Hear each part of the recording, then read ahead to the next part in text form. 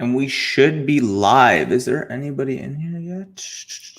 Nobody No, yet? you know what's blessed, though, is that nobody's home at my house. No dog, no family. So I'm not going to have any reason to mute my mic, which is dope because that's something I probably haven't been able to say for a while. But I will throw this link in the Discord so that... Tweet it out. Yeah, I'll retweet it on my personal as well. We should be live on our own Twitters. I'm not going to tweet it out. That's fair. I meant from the FSC Twitter. Oh, true. Is there? Do. People should start flowing in. We got 2 in here. I'm still trying to figure out the whole new Discord setup where I would post a live stream. Oh yeah, fuck. Yeah, I thought the bot was supposed to do that for us. I gotta ask. What's his name? Post our links. Yeah, I thought the bot would be able to do it for us. That's sick, dude. What the heck? Yeah. Fucking Jared.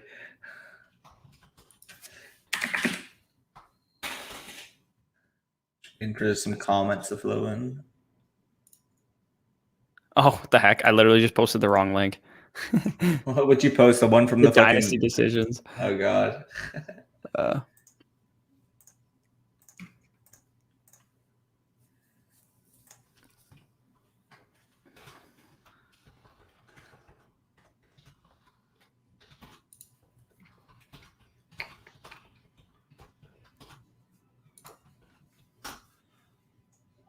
Damn, we get 2 people in here. Let's get the chat going, guys. Come on. What's going on? Yeah, you guys got first dibs. Any questions? First dibs. Don't ask Danny how his Rocket League tournament went. Apparently it didn't go well. It was fun. Those guys are fucking gross. Can I get some advice on my upcoming draft? Yeah, of course, man. Just leave it in the chat. We'll feel free to get into it.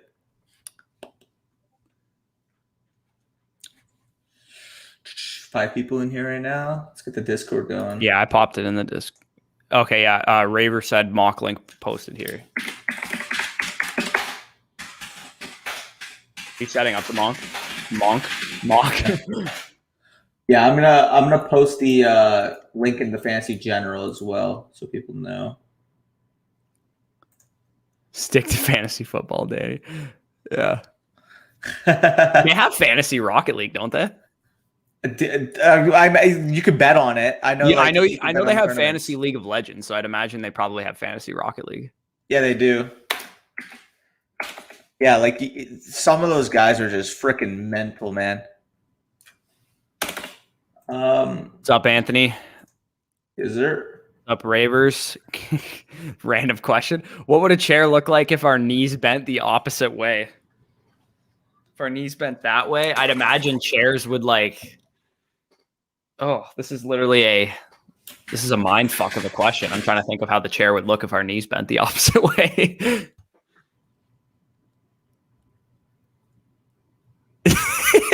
I know. I'm trying to picture it too, and I can't.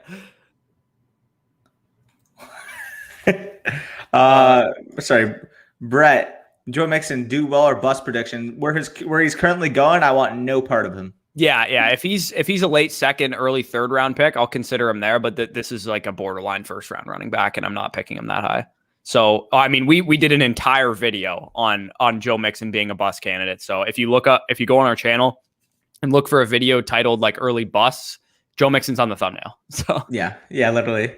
Damon, this is actually a really good question. And honestly, this completely depends on how your team's constructed. On face value, I'd probably does it though? Because this is kind of a rebuilding move regardless. I want to know what your quarterback situation is. Regardless, if you're talking face value, I'd probably slightly prefer Deshaun Watson. But if you're in a situation where you have Trey Lance, Justin Fields, Trevor Lawrence, stuff like that, and you have a few quarterbacks, I don't mind making a move for a young stud receiver like Jamar I think Chase. you could get more than that for Watson, though, personally. I don't know, man. Some of the fantasy community is literally hyping up Jamar Chase already as a top 10 receiver. For sure. Yeah. But the way I look at Deshaun Watson is that it's probably a 10 to a year delay, 10 game to a year delay when you can use the guy. But if you're rebuilding and you don't know how to start rebuilding, go acquire Deshaun Watson. That's the perfect thing to do if you're rebuilding, because we're talking 26, 27-year-old quarterback who is too talented not to, eventually get past this stuff and get back to playing football. Yeah, absolutely. I mean, he's going to come back into the NFL regardless. And even if he misses a year, this is the perfect time in terms of value that you're going to be able to get Deshaun Watson. He's not going to be this cheap. Because let's be honest, if we knew this guy was ready, he would be my quarterback 3 probably. Like he would legitimately be a top 6 overall startup pick at minimum. Because you take like the top 4 or 5 quarterbacks and you take like CMC and then you get into like the Barkley Taylor area as well. He's firmly entrenched in that tier, in my opinion. Appreciate that, Rock. Means a lot to us on that road to 5K. You guys can see all those graphics coming up in our video. So if you aren't already subscribed, help out with the cause. What's up, boys in the middle of class? Make sure you get those studies in, eh? Middle of class. It's Saturday. I don't know. Maybe summer school. True. Fair enough. Up and coming. Appreciate that again. I have Baker, Justin Jefferson, CeeDee Lamb. I own the 1-6-22. Where do I draft my quarterback? Is it a super flex league? I would need to know that personally in order to really adjust this. Yeah, because if it's a super flex league, I would draft him at 1. If it's not a super flex league, I would like 22 maybe. It would be hard for you to acquire a quarterback if it's a single quarterback league, just because the range where the QBs are going to go it's too early at 6, and it's probably too late at 22 to get a Zach Wilson. Maybe you could get Mac Jones there, but I would imagine that's your only option. And to me, Mac Jones and Baker Mayfield, how different are they going to be for the next 4 years from a fantasy perspective? I don't know if that really moves the needle for you. Yep, for sure. What are your guys' thoughts on Jerry Jeudy 2021 and beyond? If you haven't acquired Jerry Jeudy yet, that's your time to do it. Your time is running out, because this guy is better than Cortland Sutton. And I'm going to say it over and over again. I think he's the receiver to own in that offense. I could see a situation where Cortland Sutton is overdrafted this year because everybody's going to make the case that he was the number 1. But one thing that people fail to recognize about Cortland Sutton is the year that he broke out, he had no competition for targets that year, none. And he only he broke out. He had an 1,100 yard, 6 touchdown season, but he wasn't phenomenal that year. He was good, but they still drafted Jeudy at 15th overall that year. And Jeudy is much more scheme diverse, and it is much more quarterback, separate than what Sutton offers, because with Sutton you need a guy like Jameis Winston or Ben Roethlisberger, or someone who's going to throw it up to him, because he's not a natural separator. Whereas Jeudy, if he could figure out his hands issues, catching the ball, and that was an issue for him at Alabama too. So I don't know if he'll ever get over that, but if he can be more consistent with his hands, he's a guy that I could see legitimately being a top 5 receiver in the NFL, much like Stephon Diggs, for example. Yeah, absolutely. I mean, we were both huge fans of Jerry Jeudy coming out. He was both of our wide receiver 2s, respectively. And the fact is, I mean, people want to just downplay his rookie season. We're still talking about a guy who had 850 yards, was very, in terms of his ADOT, very deep down the field. And he was competing with absolute bullshit at the quarterback position, to be quite honest. So overall, Jerry Jeudy, he's going to fix the drop issues. He's going to be able to supplant himself as an overall number 1 wide receiver in this league, in my opinion. And straight up, you mentioned it, I think he's a more talented player than Cortland Sutton. Yes, I do like Cortland Sutton as well. I think he could be a quality player in fantasy football and Dynasty in particular as well. But Jerry Jeudy is the guy I'm going to take if I have to compare them straight. Yep. But yeah, are you starting the mock up? I got a couple people mentioning mocks here. Let's just get through these next few questions and then I can start up. Yeah, here, you start it up. I'll take care of the questions and we'll. I was just gonna say, you mind sharing your screen? Oh, you want me to do it? Okay. Can you? Yeah, I can take care of some of these questions. Yeah, right. Sorry, I usually do, but my one monitor's got something going on. What are you watching, a soccer game? Yeah. Took off work today, so looking forward to getting in some mocks today. Of course, Rock. Nice seeing you in the live stream. Do we have any preferences for what kind of mock we're doing? Do we want to do redraft, dynasty startup, rookie mock? Just leave it in the comments, whatever you guys want to do. Whatever the people want, we can do. I know we had a request into Discord to try a tight end premium, so we can mix that in the rotation as well. I've seen a rebuilder trade away Jeff for Watson in one league. I love Watson, but I wouldn't do that right now. No, yeah, Jefferson's value is too high to do something like that. I mean, I think at face value, it's probably, if Watson was playing this year, I think that's a fine trade. But the fact that you aren't going to get Watson this year, probably a little sketchy to make a trade like that, especially with like Jefferson. I want a Godfather offer for Jefferson, period, just because everybody has the highest view of Jefferson right now. And sure, he could prove all of us right, but right now we're expecting him to do that. So if he falters a little bit, he's going to go down in value. But right now, everybody assumes this guy's the next Odell Beckham Jr., right? And Odell Beckham Jr. was a phenomenal player for a number of years before injuries caught up to him. Yep, for sure. Jared, this is a great question. Rank the top 4 tight ends in Dynasty. I've said this before, and I will continue to say this again. This is fully team dependent. I view this honestly. I know, like going into the offseason, you're like, oh, can we really? I don't think one is team dependent. Talking Kittle? I think Kittle's one. And it's not because I don't think Travis Kelce's a stud. He's obviously the best tight end in fantasy this year. But Travis Kelce's 31, man. Like that really makes me nervous. And I know tight ends, especially the way that Kelce plays, could probably play until he's 34 or 35 years old, like Tony Gonzalez did, for example. But it's just sketchy once you start getting into someone who's after 30. And I know Kittle's not 24 or anything like that. He's like 26, 27 years old, or might even be 28. He's a little bit older for someone who just got into the league recently. But I haven't seen it from Kittle yet. Like I haven't seen, like he still has potential to get better. Like that's the crazy thing with George Kittle. Yeah, for sure. And again, he's playing with the best quarterback of his career now. So I understand that rationale as well. When we're looking at it though, in my opinion, again, once you get into like the Kelce, the Waller, the Pitts range, that fully depends on how your team's constructed. And me personally, like I've thought about this multiple times. Would you give up Pitts plus to get Waller or Kelce? I would not. No, I wouldn't. I probably wouldn't either. And it's not, again, I don't want to go overboard with Kyle Pitts because the guy literally hasn't played an NFL snap yet. But this like, there's no possible way, in my opinion, that Pitts loses value next year. I don't think he's going to lose. Like, he would have to be a certified disaster his rookie year to lose value. Another question, though, too. If you were the Kyle Pitts owner, would you take Waller or Kelce straight up for him? I would consider it with Waller. I wouldn't take Kelce, though. I don't think I would take Kelce. I think Pitts, because of that, has to be at least tight end 2 in Dynasty. And again, like I've thought about it over again. The same tier. It's all like, is your team competing? Is your team rebuilding? Like for sure. But again, those 4 dudes are the top 4 guys in Dynasty. I recently moved them Pitts ahead of Andrews and stuff because the more I think about it from a value perspective, we always talk about appreciating assets. Like there's no way that Kyle Pitts is not universally looked at as a better asset than Mark Andrews a year from now, no matter what Mark Andrews does, pretty much. Yeah, for sure. Got Jake at the 4. That is just stupid, Dunny. Yeah. Congrats. Like, okay. I'm looking through the settings that people want here. I'm seeing 12 Dynasty Superflex, Dynasty tight end premium. We can do a tight end premium one. I'm down. Also, Pasca, if that's the case, I wouldn't touch quarterback until the 22, maybe, if one of those top guys falls. Yeah, and I also, real quick, Pasca, if you can somehow move up, if you see some QBs, like if you're okay with Zach Wilson, for example, and you see Fields, Lance, and Lawrence go off the board, I would try and trade up and try and secure Zach Wilson. Or if you want one of those guys specifically, you could always use your 6th overall pick and trade down, or you could use your 22nd overall pick and trade up. But I would not select a quarterback at 6 overall. No. Also, Mixel, if that's a 2nd overall pick in your rookie draft, if it's a super flex, I'm taking a quarterback. If it's a 1 quarterback league, I'm taking Najee Harris or Jamar Chase.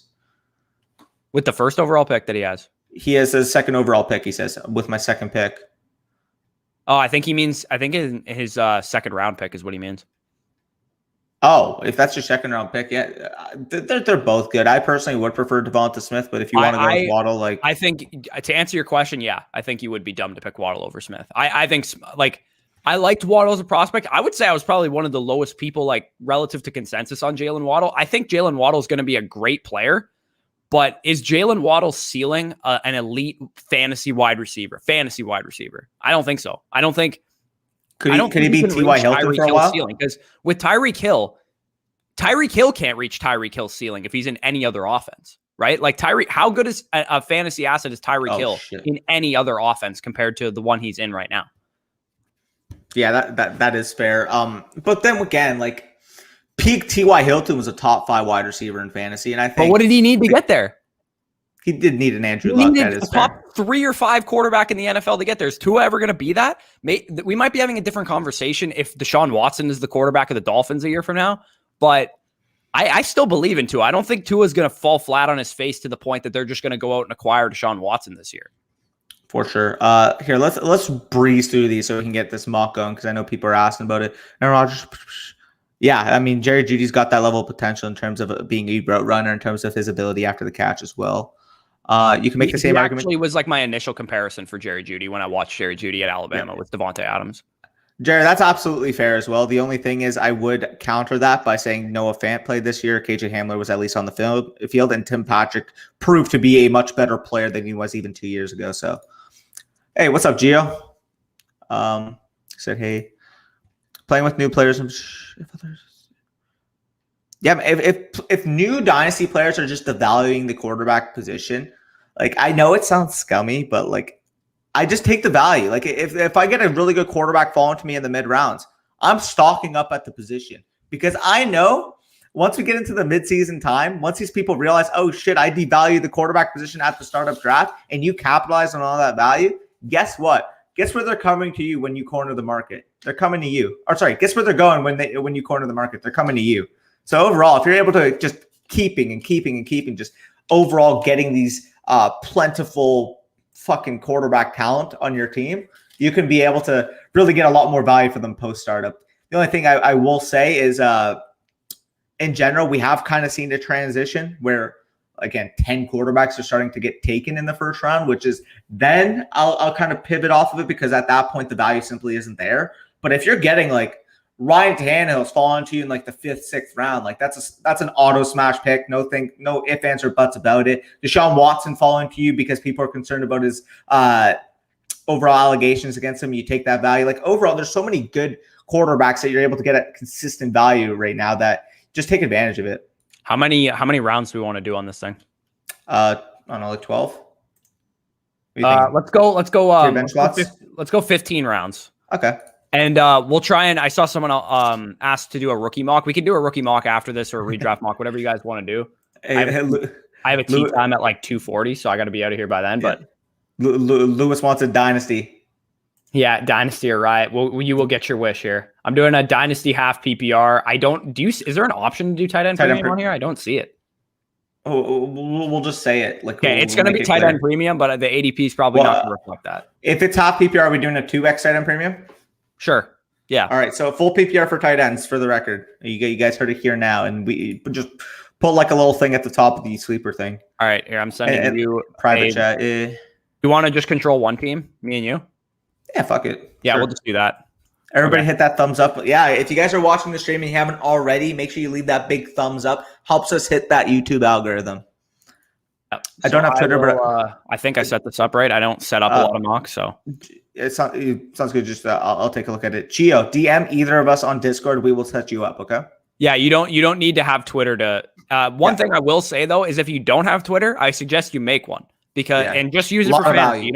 You don't need to use it for like whatever Twitter was made for. Because I don't even know what people use Twitter for that don't play fantasy football anymore. But I use it just for news, right? Like you can go. I did a thread a year ago talking about the best beat reporters to follow for each team. You could just go to that thread, follow all those beat reporters, follow Ian Rappaport, follow Adam Schefter, follow your favorite fantasy analysts, us included, and you'll just get, you'll just have fantasy on your Twitter, and you'll get a lot of news before some of your league mates will get it. And I think that's a very effective way to use Twitter. If you don't want to use it for the other purpose, you can use it just for fantasy football. And there's plenty of people that follow me that they're only on there for fantasy football. Yep. Same. But yeah, either or, like if you don't have it yet, you see either of us in the Discord. You got Corey on there. You got myself. Just slide us a DM and we'll hook you up and put you in the notes. What are your thoughts on OJ Howard? Bush, take it away. I mean, this is your boy. On OJ Howard, from a dynasty perspective, I think he's one of the most undervalued assets in dynasty. He's still a super freak, talented player. What's up? You forgot to PM me the. I said we're doing one team. Remember? Oh yeah, I'm a fucking idiot. My bad. Sorry. I think he's super undervalued. I think people just are so fed up with the guy because they disappointed him in 2019 or whatever year he was going as the 4th tight end off the board that he's gone too far down the rankings right now. And he's going to be a free agent after this year. He might even get traded at the deadline. And like I said, also, Gronk is not the model of health. He could have a role this year and he looked good in his limited action last year. I know he's coming off a torn Achilles, which is a terrible injury, but he's like 25, 26 years old. He's still young. He should be able to rebound from it. Yep, for sure. Does Kyle Pitts really have that high of a ceiling? I think he does, man. This is the generational tight end prospect, the best tight end I have ever evaluated. And yes, that includes TJ Hawkinson. TJ Hawkinson was a fantastic prospect coming out. OJ Howard, too. Kyle Pitts is legitimately a 99th percentile athlete who produced like a madman in college and looked the part on tape. Like, this is a guy that now transitions into a situation where he can be the number 2 target on a team and get a high percentage of slot snaps. I'm all in, man. Like, I think this is going to be a guy who can be in store for a 900-yard, 950-yard rookie season. If he does that, he's going to be like a top 2-round startup pick going into next year. And if we're talking about tight end premium, could be looking at like a top 6 or top 7 overall pick. Yep. Just one spot left by the looks of it. Should I randomize the draft order? Yeah. Yeah. Okay. Always. Yeah. Okay. Get that last spot, guys. Dunny's just going back and forth. Dunny really setting the tone on those 2 spots right there. Yeah. Yeah. We can run a rookie mock after this. Rookie mocks don't take very long. Jared, man, you guys would do this when you're join up after or on break or whatever, man. Yeah. See it. I have Pitts and Waller on a top 2 or 3 seed in a dynasty team. Wide receivers we play good run. Yeah, man. Like, it depends. Like, try for the value. Like, worst case scenario, I don't mind holding both, but yeah, see what type of value you can get for him. Swift running back lines. What y'all feel about him? In dynasty, I still really like him. Again, in redraft, his look is a little bit more questionable comparatively to what the industry thinks. In my opinion, I think the industry is a little too high on him in dynasty too. Like, I still think he's a fine RB2 in redraft, and I think you can make the case for him being a fringe RB1 in dynasty. But yeah, I just kind of prefer some of the other rookie backs for him personally. We're not talking about a talent standpoint because this guy was a top 2 overall back for me coming into the class last year. But RB4, so I was lower on him from a talent perspective too. It's just, the Detroit situation comparatively. I mean, if we're talking about similarly talented players, just give me the better situation of the other guys, in my opinion. Okay. I'm going to randomize the draft order now. So go for it. You good to go? Oh, yeah. It's because I'm sharing my screen. We got the 112.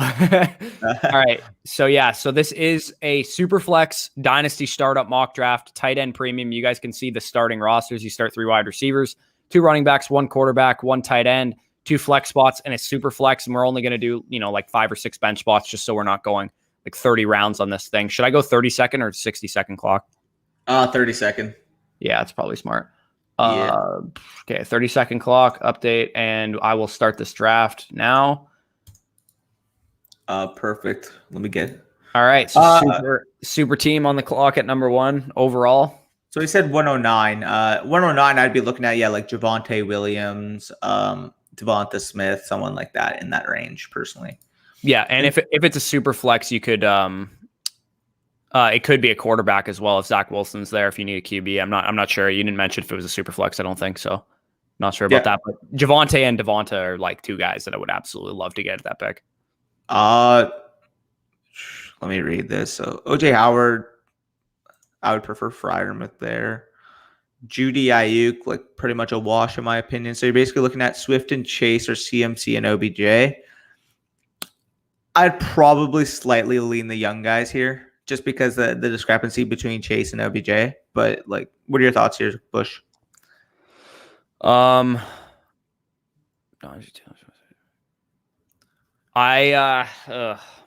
kind of prefer the young guys there. Yeah, I think I'd take the young guys too. Yeah. Anytime Vexel, if that's how you even say it. That is just ridiculous, Lewis. Like, what? He got Dak at the 301 in a freaking startup he did. Is this not in Dynasty? What? Is that why Mahomes is not? It's Dynasty, yeah. Yeah, this is a Dynasty super flex, so someone just got a steal at the 104 getting Patrick Mahomes. But you forgot to set it up, didn't you? It's set up as Dynasty, I think. This is why I said you should do this, because I never do this. It's Dynasty 2 QB that you got to set up. Oh, is it? Yeah. Oh, see, that's why I get you to do it. You're the brains of the. Let's just restart because the ADP is going to be mucked. Should we restart? Yeah. Because people are going to complain and shit like that the quarterback ADP is messed up.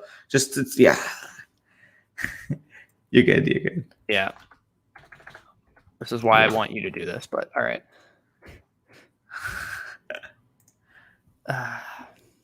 You're good. Yeah, just run through some more questions here. Okay, here, let me help you set it up. Oh, fucking draft. Jesus. Can you just do this, please? I'm bad at this. Okay. You guys get to look at Tom. All right. My apologies. I'm new to this. I will run through some questions while you set this up. Dynasty Superflex. Yes, that's what we're going to be doing. Yeah. On this one. Rookies and bets. Yeah. Snake. PPR. All right.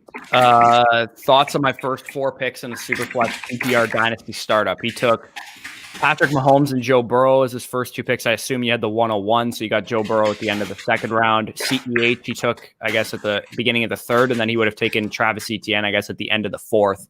I don't mind that start at all. I personally am not the biggest fan of taking CEH that early in a Dynasty startup. I just what pick? It would have been like it would have been like the 3-1. So I think the value is appropriate. I just am kind of just steering clear of CEH personally.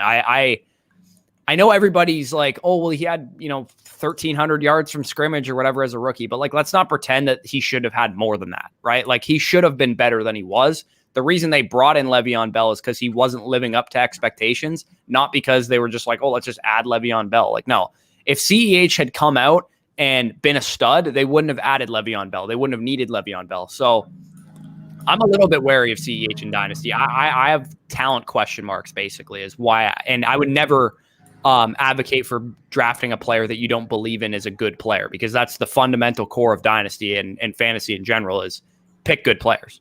Yeah, for sure. I mean, again, I'm a little higher on his talent. I still think he's a good player, but overall, when you're comparing it to the rookie backs, are you good? Yeah. Sorry, I was just looking at my phone. Sorry. Oh no problem. The reason why I was clicked into the YouTube fucking page. Right. So I saw you mouthing something. I thought you were muted for a second. Okay. Yeah. Comparatively to the rookie backs, okay, maybe, but I still think he's a good player. I don't know. He's fine. I think he's a good player too. I don't think he's a great player. That's fair.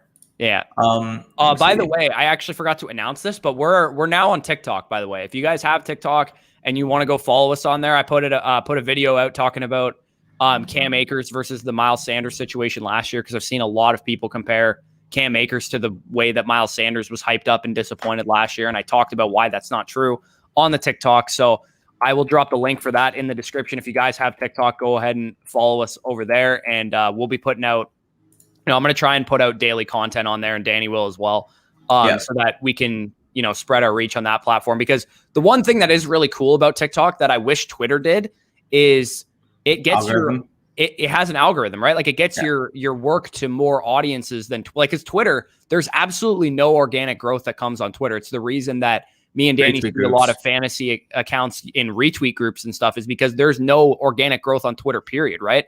On YouTube and on TikTok, they have an algorithm that puts your video or your TikTok in front of audiences that want to see it. And like, that's the cool thing about those platforms. So yeah, if you guys want to, if you guys are on TikTok, go ahead and follow us on there. We're going to put out as much content as we can. And especially in season, if you guys are just looking for like short term, who's the waiver wire ads of the week, like we'll put out videos like that. For sure. So we have 2 spots left in this mock. Also, Saquon's going to ball. So Josh said, it won't let me join your Discord for a reason. Is there a reason behind that, or am I doing something wrong? Does it say the link is expired? Sometimes I know that sometimes happens. If it didn't work on this video, you can go try on a different video like the previous one that we posted. And if not, if you have Twitter or something, you can just DM us on there and we'll set you up after the stream is over, Josh. Is there? So yeah, if you guys are in the mock draft, you guys can see the scoring settings. Dynasty Superflex mock half PPR with the 2x tight end premium. So that would basically mean half PPR for running backs and wide receivers, full PPR for the tight end position. So adjust your rankings accordingly.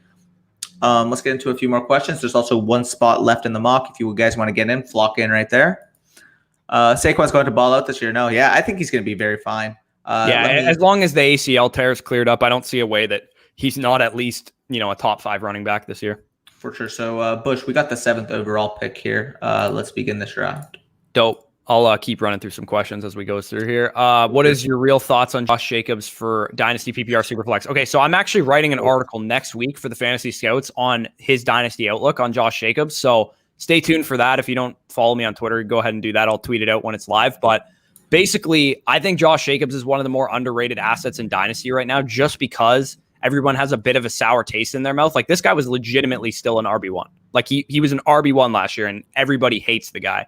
And I know he disappointed relative to expectations, especially when you think of what he did the first game. Like, he came out against Carolina and just dominated, and you thought, at least I did, because I had him in 2 leagues. I was like, bro, I just picked the league winner. Like, this guy is going to be the next stud in fantasy. And he kind of confirmed everything I'd been saying all last offseason. Was I thought Jacobs was going to get a bigger receiving role last year, and he came out and had like 5-6 targets in the first game, and then the whole offense fell apart for the Raiders. The O-line got injured. The receivers were all injured. So I think the outlook for Josh Jacobs is better than people think. I don't think it's like some elite outlook. I don't think he has a chance to be a top 5 Dynasty running back anymore, but he still has a chance to be a solid, like, Joe Mixon level asset for the next couple of years. And he's like 23 years old still.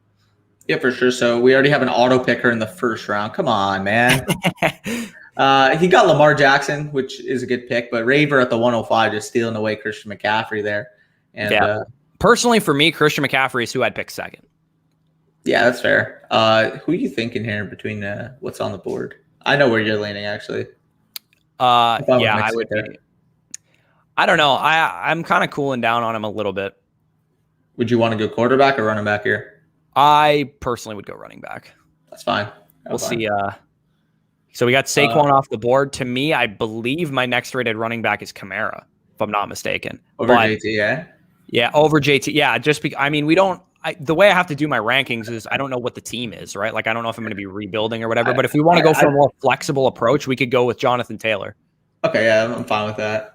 Like, I personally would go like Dak here, but like that's fine. Yeah, like if we're gonna go running back, I'm fine with going. No problem. PST. Psst.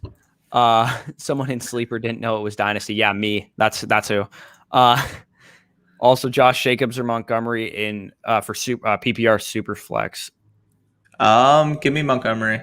I don't know. Montgomery has less of a rushing ceiling if we're looking at a Superflex. I'm just kidding. I would take Montgomery for this year. For Dynasty, I would take Josh Jacobs. But for this year, I would take I wouldn't take Josh Jacobs in Dynasty. Sorry, I'm all over the place today. David Montgomery, I would take in both Dynasty and redraft. I think his outlook is a lot cleaner this year than it is for Josh Jacobs. Yeah, that's definitely fair. Yeah. Let's restart. A lot happened. Please restart. Yeah, a lot of restarts. What up, fellas? What's up, Reese? Such a classic. He's always in the comment section. I'm taking CMC again. Yeah. I mean, like, it's so hard to pass on CMC. He's just such an advantage in Dynasty and in redraft, especially too. Like, he just gets so much volume. It's like completely unmatched. Everything we want out of whatever running back you like this year is what CMC already has, and he's still young. Real quick, D Jones, you said you made you were in, but you couldn't make a pick. You're currently on auto, so what you have to do is you have to click this little thing here. If you do this, it switches to auto. If you click it again, it switches to you got it. So dope. Perfect. I'll restart random again. I feel like Bell was a why not signing more than a CH being bad. He was decent. Okay, so you might be right about that, but if CEH, instead of taking CEH, if they took J.K. Dobbins, they took DeAndre Swift, or they took Jonathan Taylor, are they still going to sign Le'Veon Bell? That's my thought, right? Because if they took, I know Jonathan Taylor was kind of bad at the beginning of the season too, so maybe he's not a good example, but Swift and Dobbins, if they took one of those guys, sorry, you're on the clock, go ahead. Yeah, I was about to say, what are you thinking here? You want to go Gibson, or do you want to go quarterback like Lance? I would go Gibson personally. That's fine. I'm down with mixing it up. I smack those RBs heavy in the early rounds. It's unfortunate because I'm going to miss out on those elite quarterbacks, but I'm okay missing out on those elite quarterbacks, to be honest. As much as I like, Dak and Russell Wilson and Justin Herbert and Lamar Jackson stuff, I'm just not willing to pull the trigger over some of these elite running backs. That's fair. Like, me personally, I probably would have mixed in Dak, so I get that anchor quarterback, but like overall, you cannot argue at the RB talent at this top of the draft, and Germany just scored. Right. And on CEH real quick too, is he was decent until that signing. But if are we having a different conversation about CEH right now? Are we potentially talking about the best running back in fantasy and dynasty? If in that week 1 game, he came out and capitalized on those goal line opportunities and continued that momentum the rest of the season. I picked this guy at 6th overall in my main league that I care the most about. And I was nervous, like after he wasn't like scoring those touchdowns. I was like, man, are they going to take that role away from him? He's a small dude. Like, is the goal line role something that he can't handle? And if that's the case, then the whole Kansas City allure of the fact that he's on the Chiefs loses a lot of value, right? Because if he's not going to be the primary goal line back, then he's not going to get those valuable touches. And the Chiefs don't run the ball in the red zone to begin with. Yeah, no, I totally agree. So we do actually see the first tight end off the board, and that's Kyle Pitts at the end of the second end. Again, in a 2x tight end premium, I do kind of see that the tight end position as a whole is getting a little bit undervalued simply because, again, like the majority of people just want to secure those bell cow backs. And you also can't really set it up in the ADP either. So yeah, for sure. Bushy joining. Yeah, we're just going to draft from one team. Certain away. Yeah, I mean, that offense, again, he's basically an afterthought for the most part in that offense comparatively to what their focus would be.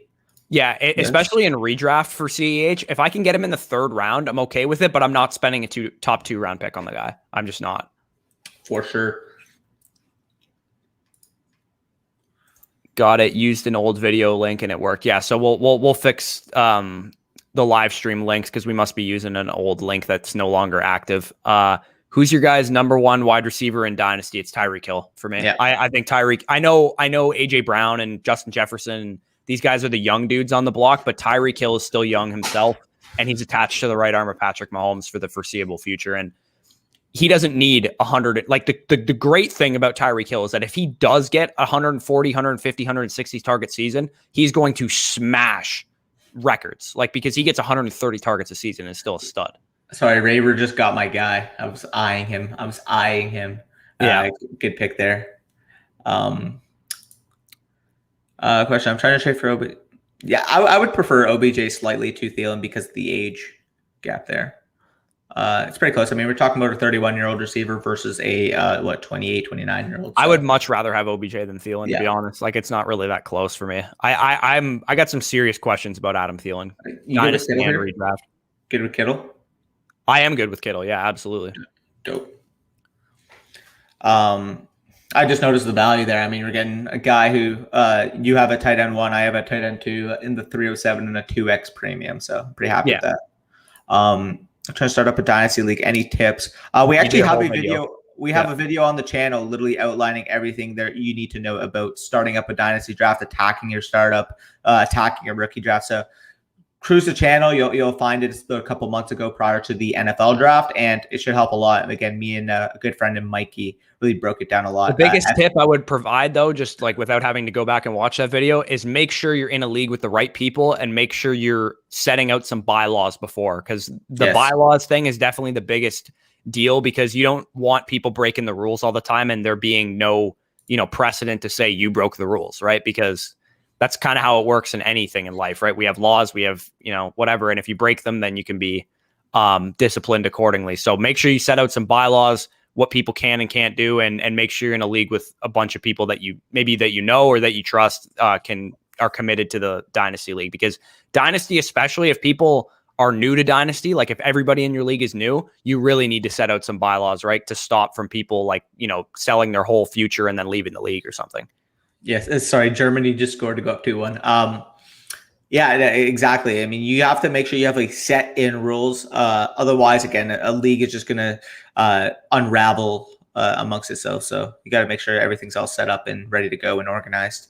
And we're seeing it. I mean, the wide receivers are starting to go off the board. And I would say that 3-4 areas when you start to see these elite receivers currently going off in these Dynasty Superflex type of drafts, because of the fact that people want to secure their running backs or quarterbacks early. So again, if you're talking about normal redraft, you're talking about a guy in Diggs, Ridley, Adams, Metcalf, Brown. They're all currently going in this area, but because you're implementing that Dynasty part of it, that Superflex part of it, you're seeing them fall a little bit because of it.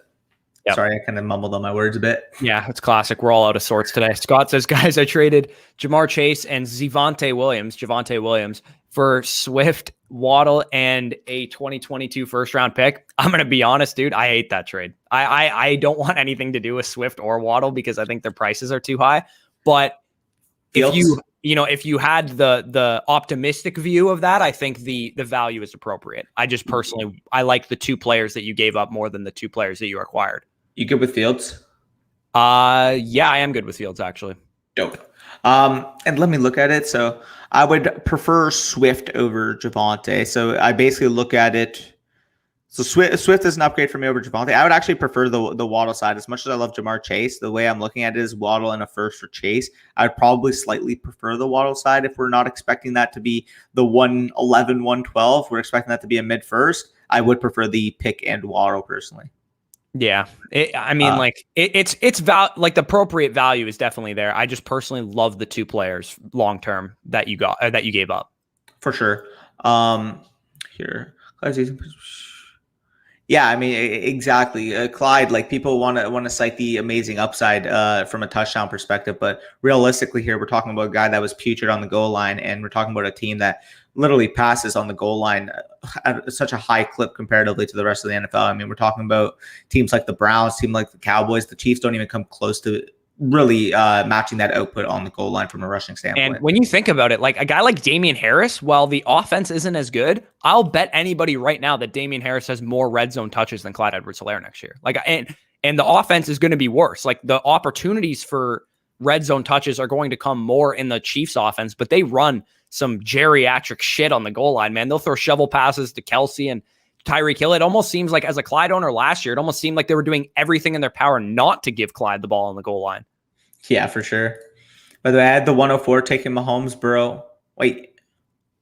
Oh, he said, what do you guys think of my first 4 picks like earlier in the draft? And I said, I assumed you had the 101 because you took Mahomes. So he got Mahomes at the 104. That's an absolute steal. Burrow, I guess it would be earlier in the second round. So that pick I'm not as good on, but CEH.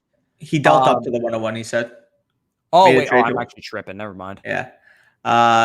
Yeah, no, overall, I mean, you're looking at it. Burrow's probably a late second round pick, maybe a tiny bit high on him. But then again, comparatively here, we're seeing him go at the start of the second round. So, I mean, like from a value standpoint, it's probably about net neutral. Yeah. And you got CEH in the third, ETN in the fourth. I think that's pretty good value overall. So that's a good start in my opinion. Yep.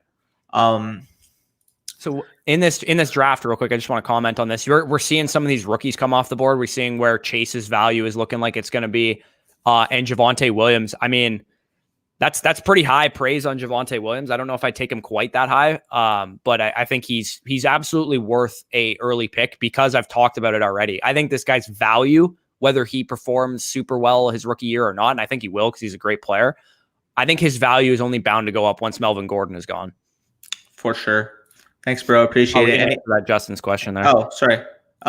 Michael Thomas, and it's not close for me. It's really not that close. I like Allen Robinson. I think he's going to be fine, but he's slightly older than Michael Thomas, and Michael Thomas, when he's on the field, is a better fantasy asset than Allen Robinson is. We've seen.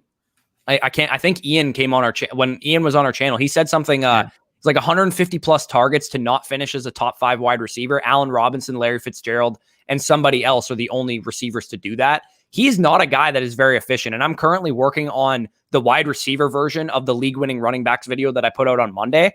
And when I look at Allen Robinson, his rank in yards per route run and some of this stuff, everybody talks about how he's like the most underrated receiver in the league. I think he might be a little overrated, to be honest. I don't think he's near that elite ceiling that some people think he might have. And then on top of that, we have the whole, he's got a rookie quarterback and Andy Dalton situation. So I'm not even close to having him over Thomas personally. DJ Moore here. Who's on the board at quarterback? I think we can win it around. Yeah, I don't mind DJ Moore there. Okay. The reason why I think we can win it around because I'm still comfortable with, like, again, if you want to go Wilson, you want to go Tannehill, you want to go Unfortunately, Thomas was picked. I would have much preferred him to DJ Moore and Evans too. But that's fair. Okay. Thanks, bro. Appreciate it. Anytime.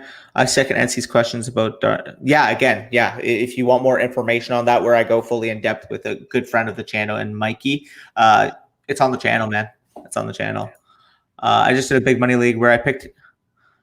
That's crazy value. Like Aaron Jones, if he's there at the 506 in your drafts, you just take him. Like This was the case for Aaron Jones last year too. Remember, Aaron Jones was going in the 4th, 5th round in every draft last year too. I know Aaron Rodgers is a big deal for Aaron Jones, right? He's gotten his value from touchdowns, receiving work, and efficiency.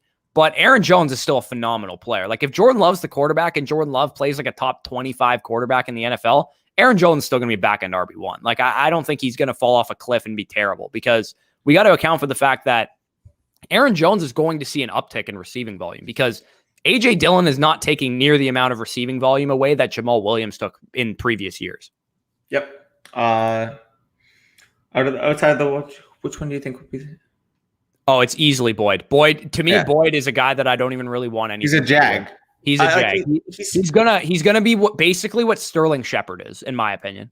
I think he's better than that, but I will say in terms of role, like, yeah, you want a guy who's probably going to get you about 900, 950 yards from the slot, be a steady chain mover, okay, but I think those two outside receivers in Cincinnati have the potential to be special.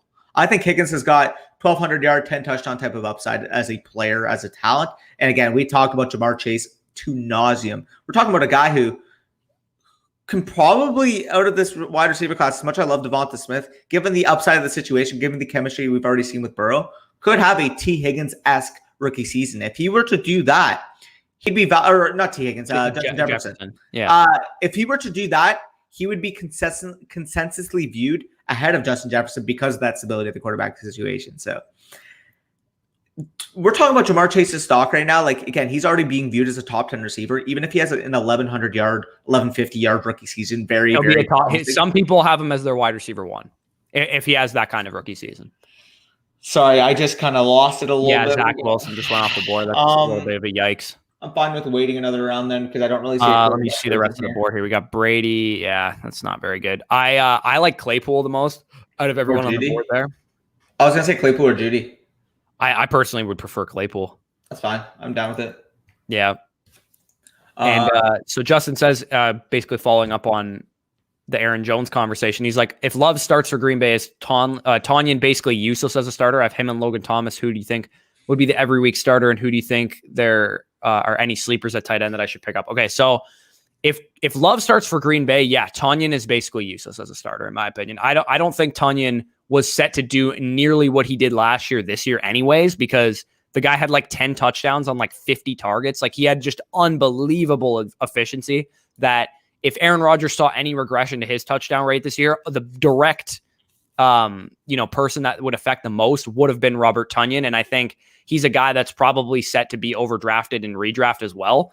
I think Logan Thomas is probably your every week starter, who I also don't really love from a redraft perspective, because he got a lot of volume last year and they added a lot to that offense. Are there any sleepers at tight end that you should pick up? Is this a dynasty league you're referring to, or is this a redraft league? Because in a dynasty league, Gerald Everett's a good sleeper. I think OJ Howard's a good sleeper to pick up. If you're talking about going out and trading for someone, I think Jonnu Smith is kind of undervalued. I think the way that they're going to use him in New England is going to lend itself to more of a stable role than people think. I think everybody's just assuming he's going to be a boomer bust guy because there's 2 tight ends there, but I think they might have some more plans for him than that. Yeah, for sure. Okay, you're fine, man. Change your baby. You do what you got to do, brother. Papa rules. Papa rules. Cheers, guys. Yeah, I'm going to rebuild up an orphan team, looking for more running backs that can get snapped up. Right, so this is the guy that traded Chase and Javonte away. Gotcha. Yeah, no, I think that's a fine deal, honestly, man. Like, and again, if you're in a rebuilding situation, you're able to get that extra future capital. Again, we're talking about a 2022 first round pick, which is, in my opinion, the most appreciating asset in all of fantasy football. We're talking about a pick a year out, 2 years out. By the time you get into those rookie drafts, and everybody's saying, and I heard this already, everybody's saying the 2022 class isn't that good, right? It's not as good as some people said that about 2020. It doesn't matter. It doesn't matter. If the class is considered good now, 1, people are going to emerge this college football season to make it a better class. And 2, it doesn't matter. When we get into rookie fever season, people are going to get hyped up. People are going to get, pushed up boards, regardless if they deserve it or not. And those picks are still valuable either way. For sure. D8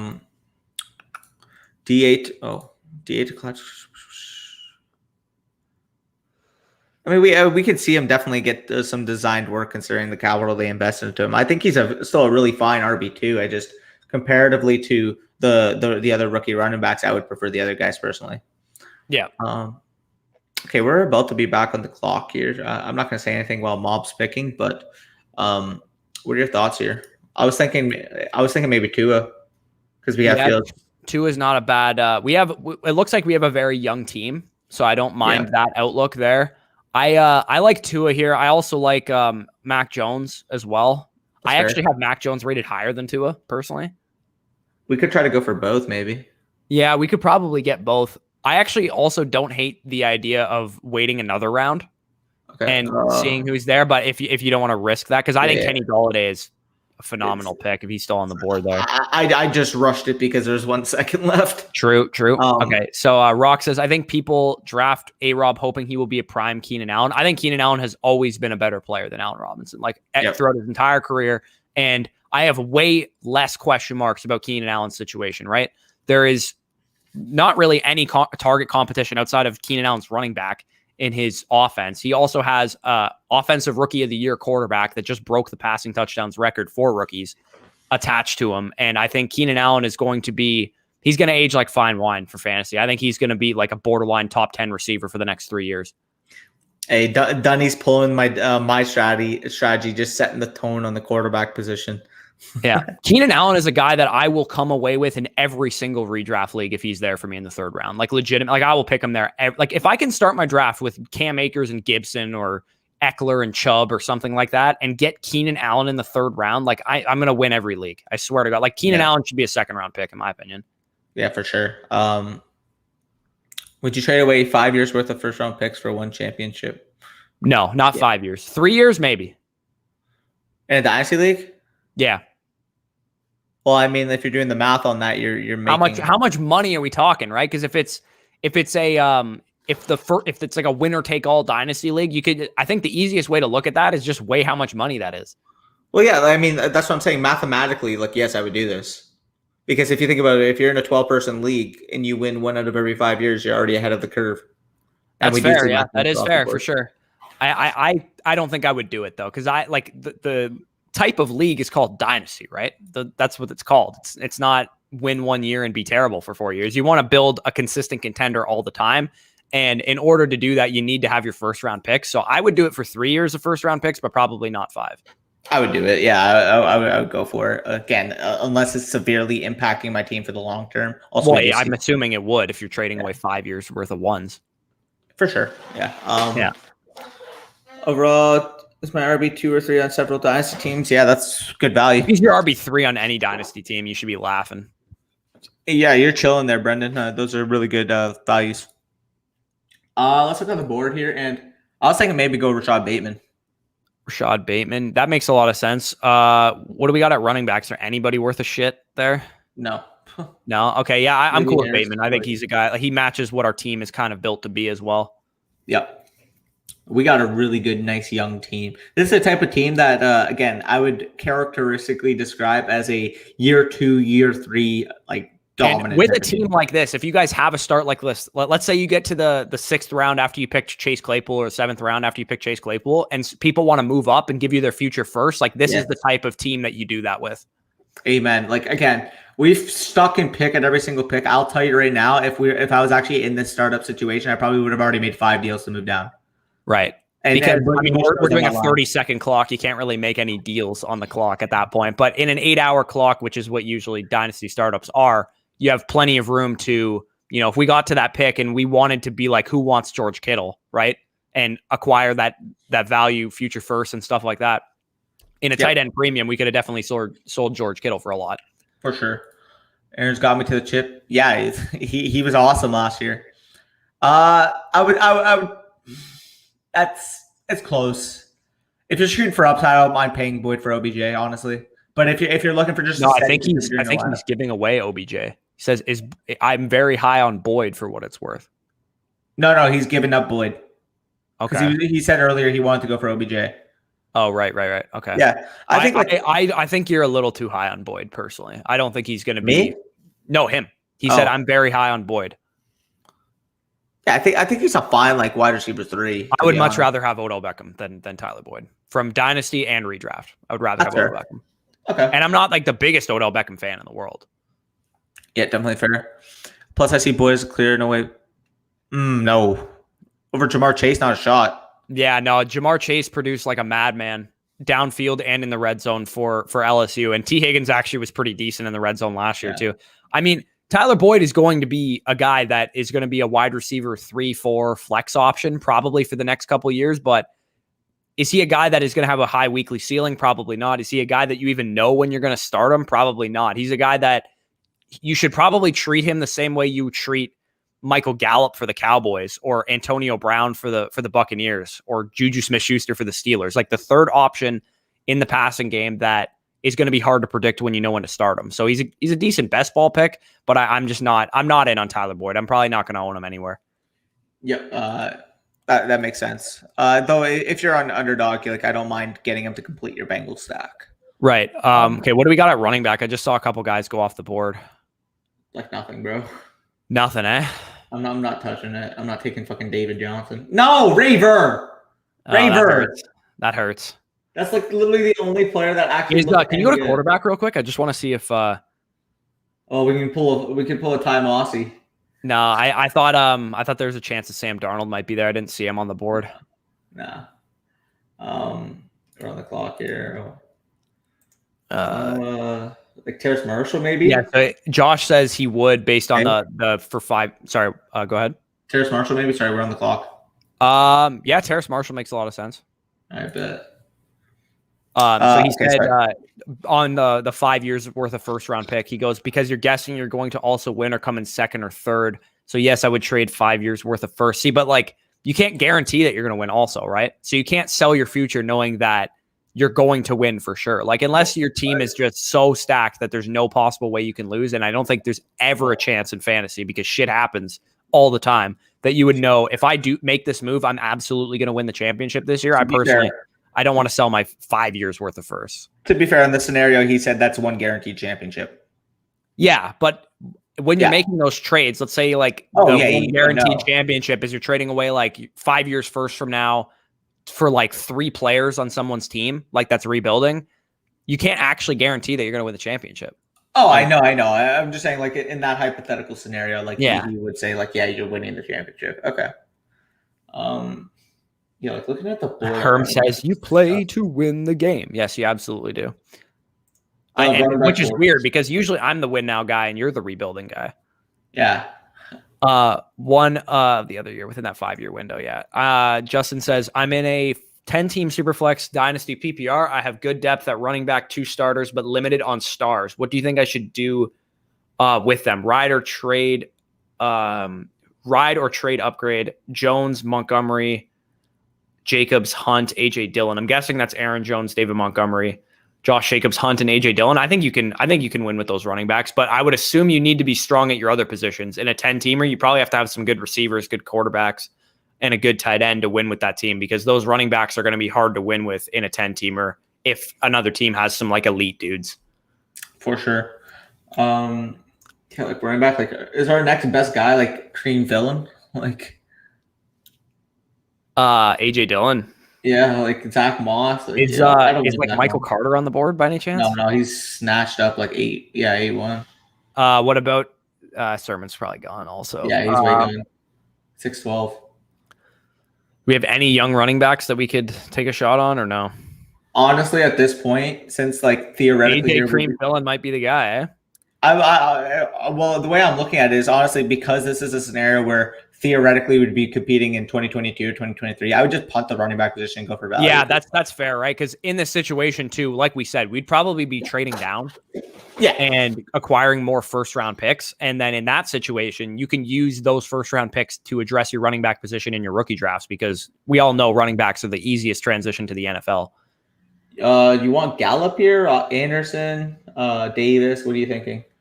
I like. I don't know. I don't know if I want Gallup. It's still. What about QB? Is there anybody left? No. We can go for Jordan Love. Yeah, sure. We have no time on the clock, so may as well. Yeah. I think Jordan Love.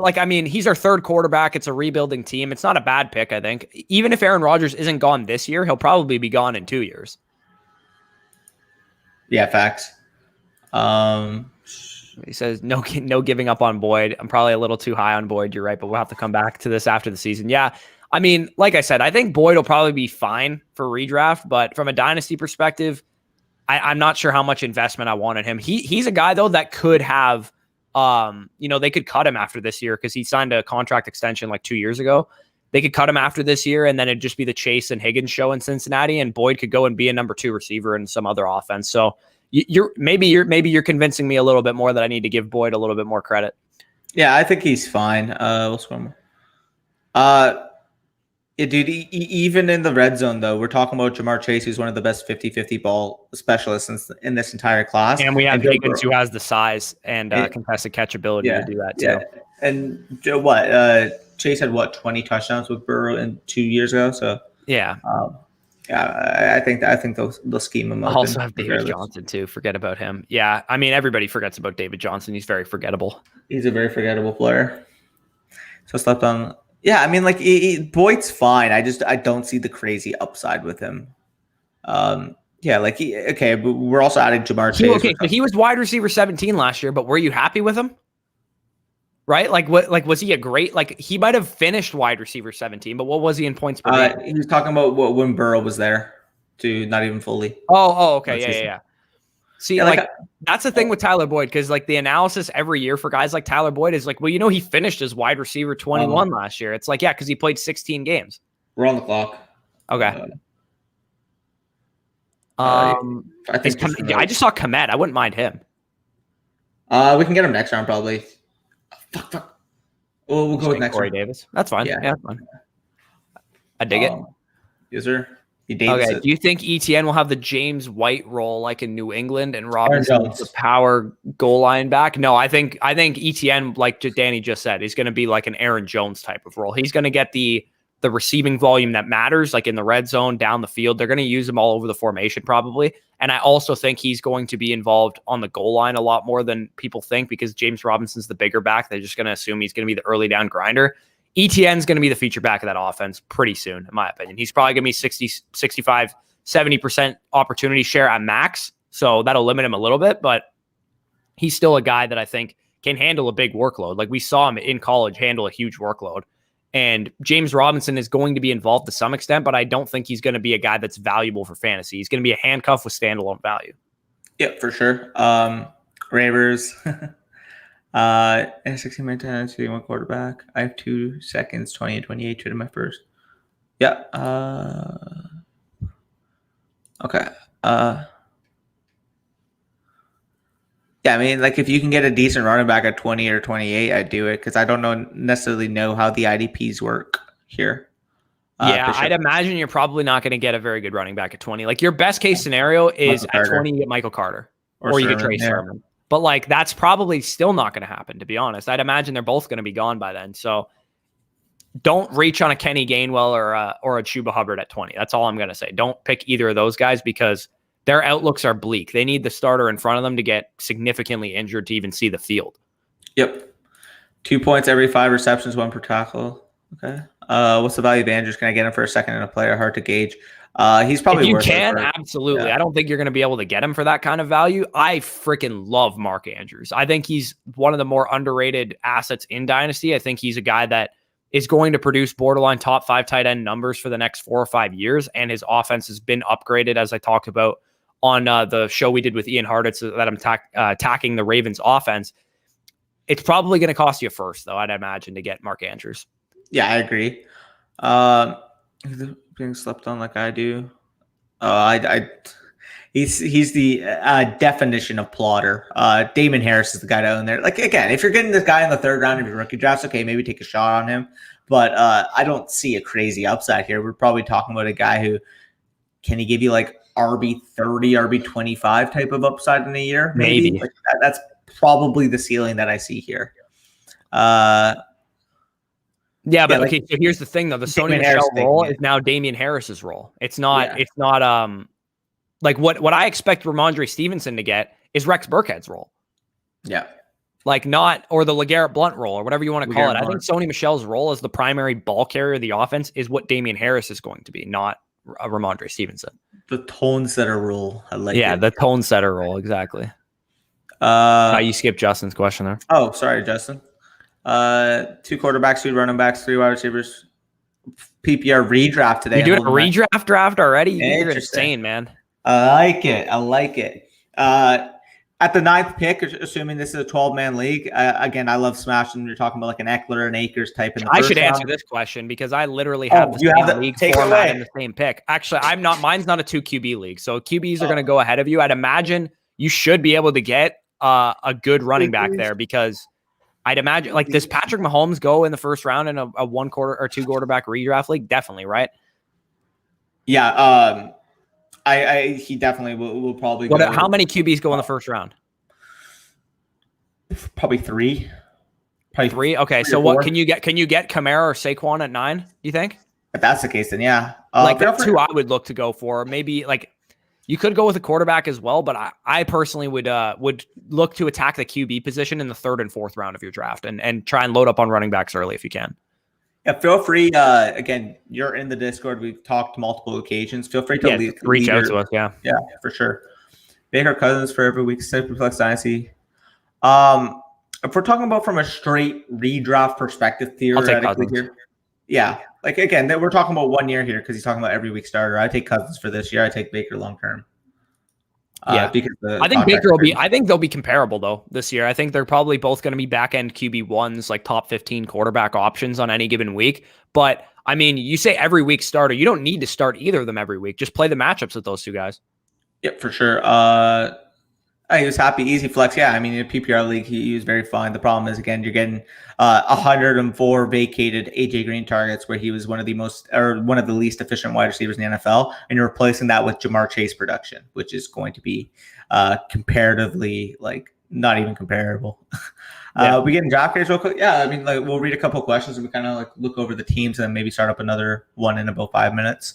So let's get through a couple more. We'll run through a rookie draft after this one.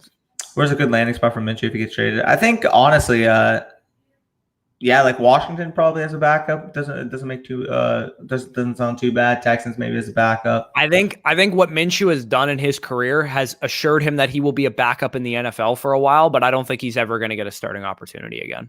Agreed. Too bad you guys didn't research the experiment. What? The extremely dangerous spiked proteins collect in bone marrow.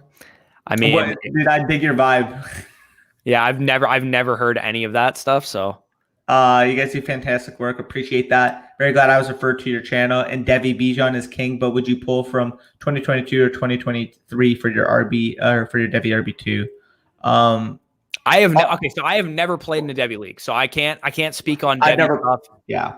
I've never personally touched Devi, but from what I'm hearing, as much as I like the prospect of sounds like Tank's the RB2, isn't he? I was going to quickly say as much as I like the prospect of Breece Hall in the 2022 class, what I'm hearing is Tank Bigsby and Bijan Robinson in 2023 are legitimately like Saquon Barkley level type of prospects. But again, didn't we hear this with like Jatarius Winslow and stuff like 4 years? This is why I don't play on Devi personally. It's like, it seems like a lot changes year to year in college football, and it does. Like, I just personally don't like Devi because college football is like a freaking completely different animal. And I think we get excited about a guy like Bijan Robinson, and he could be Chuba Hubbard, right? Like, what happens if he gets Chuba Hubbard or Bryce Love or something like that? So, I mean, that could happen to anybody. But Bijan, I know, is definitely the king of Devi RBs. I personally have watched a little of Tank Bigsby, and I could say he's looks like he's pretty solid as well. Yeah, he's a fucking tank, literally. Yeah. How would y'all? Okay, we'll go through it. We'll just read a couple more of these. Thoughts on James White in a sleeper? I think both are going to be fine. Again, Jamien Harris is that main guy. Like, he's currently going in the 7th round. That's just complete robbery. And in PPR formats, again, I've talked about it on multiple occasions. I do think James White has a role, particularly if Mac Jones is named that starter. Again, we're talking about a situation where Cam simply did not throw to the running back position whatsoever last year. Getting a guy in James White in space, really a comparable quarterback in terms of style to what Tom Brady was over the years when James White was a top 20 overall PPR wide receiver or running back. Mm-hmm. I think he can kind of, be that 75 type of target guy outlet in this offense. So, I do think James White has value and it's kind of not getting talked about. Finally got some screens against people and got washed. Yeah, we'll go over your team in a second. There's only a couple more questions we got to get to here. Okay. I'm in a dynasty league and we are switching to a super flex next year for this year's rookie draft. How do you value QBs if there's one more year of no super flex? Get ahead of the curve. Yes. Take the quarterback earlier than he's supposed to go. Again, like you probably won't need to take quarterbacks at 101 or anything like that. But if you're at the 106 and like Trey Lance is on the board, just pick them.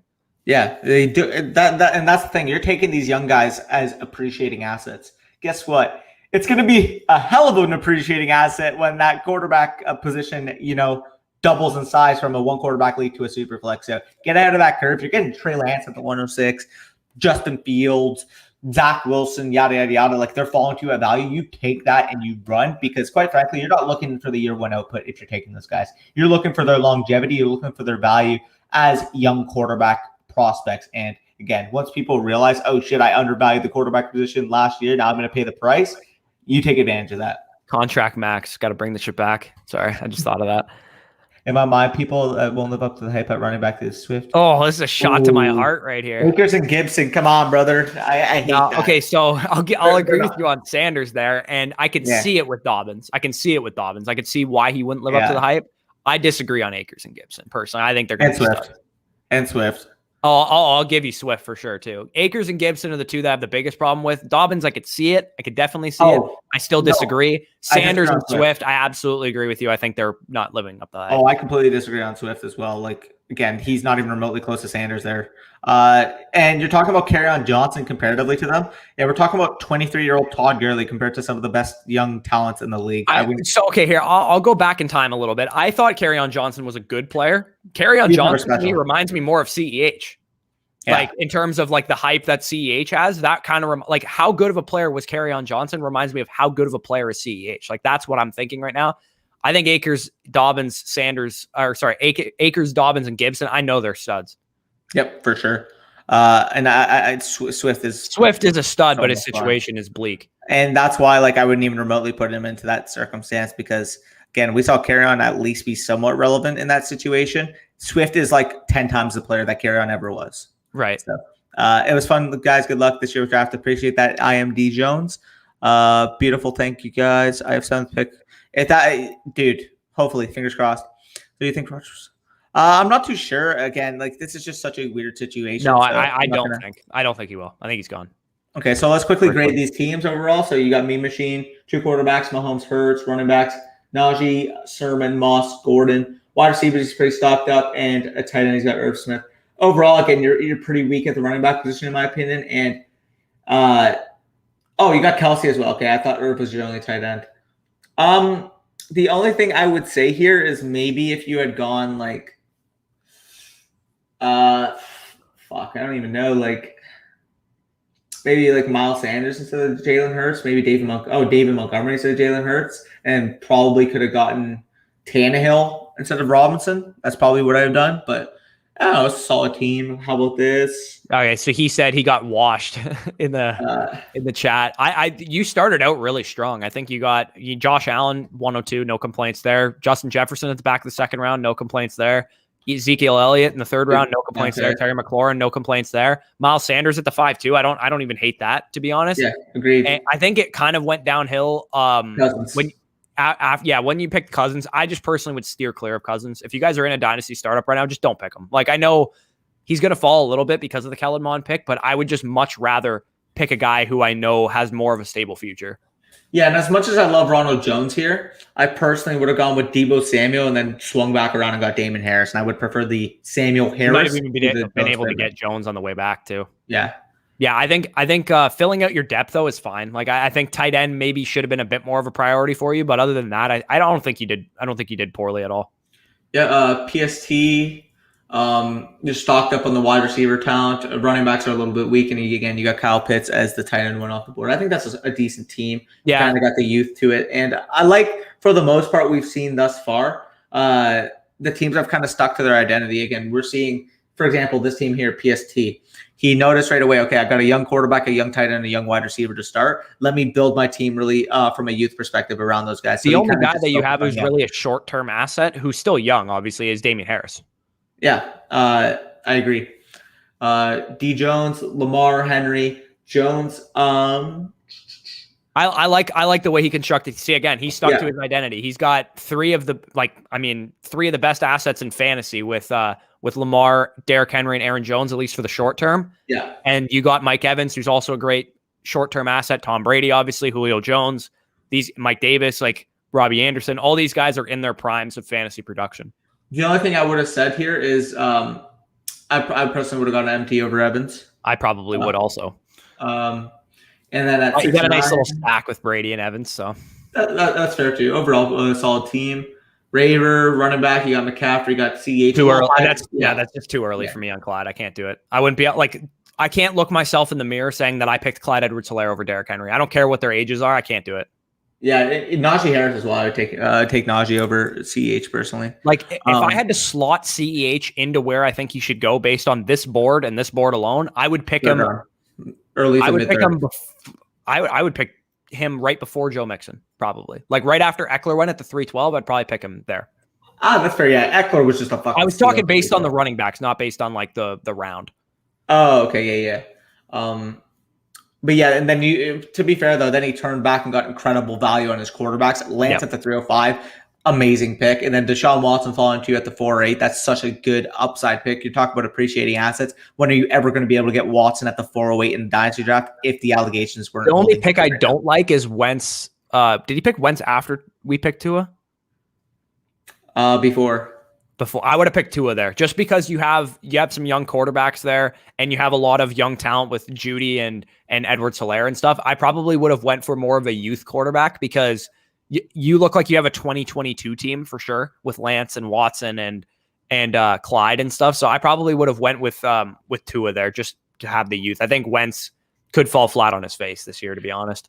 Yeah, for sure. So then you got Mob here, Barkley, Hill, Metcalf, Jacobs, Montgomery. I think personally you wait a little too long on quarterback. Rodgers a pretty solid pick there, assuming he plays.